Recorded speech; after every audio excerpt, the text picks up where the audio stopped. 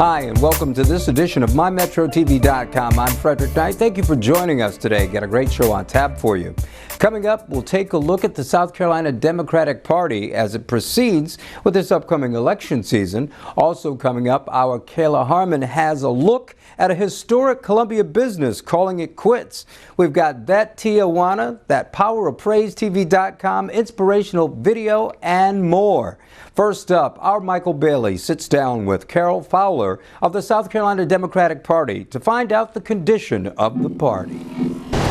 Amidst the Alvin Green controversy, and after only 2 terms, Chairperson Carol Fowler of the South Carolina Democratic Party has chosen not to seek re-election.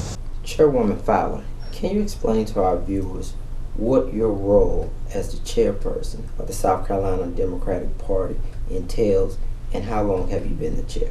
The second part is easier to answer than the first part. I've been the chair for just over 3 years. I am halfway through my second 2-year term as chair of the Democratic Party.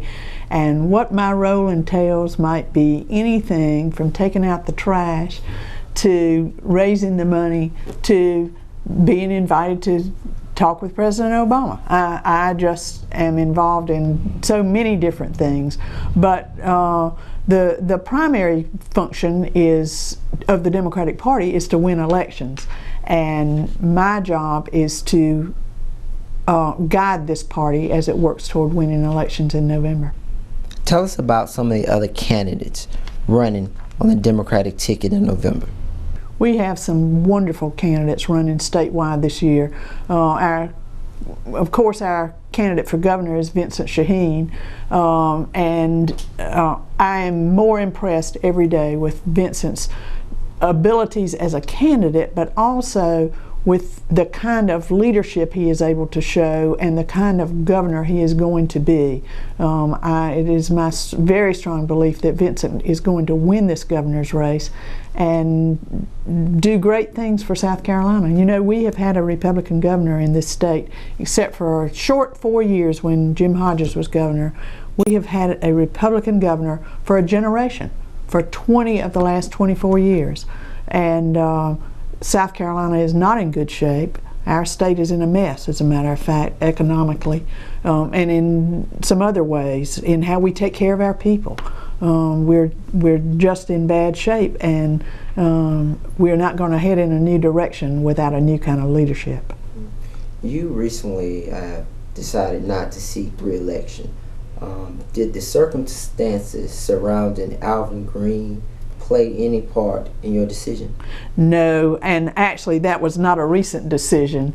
When I told people when I ran for my second term a year and a half or so ago that it would be the last term I would do.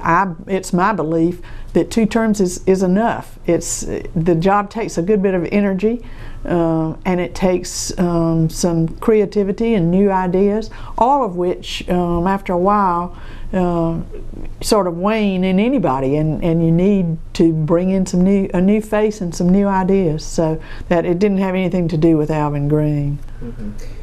How damaging of an effect do you think his candidacy will affect the election in November?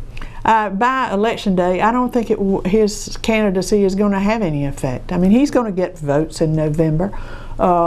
He is struggling right now to mount a campaign, so I don't think he's going to be able to help other candidates the way a more experienced Senate candidate might have done, but I don't think he's going to drag our other candidates down. They are too good. They are going to win without help from the Senate candidate. So, what are your plans when you leave office? Well, I've been a full-time volunteer. By that time, I will have been a full-time volunteer for 4 years. I need a job. I need to make a living for a few years, and so I'm probably going to look for a job. Any chance you're going to run for public office? No, not a chance. Not a chance. I've never wanted to do that, and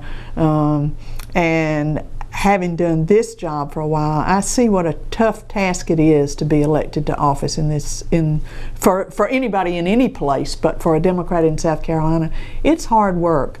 And I don't want to serve in public office bad enough, frankly, to do that hard work. I like doing it for other people, not myself.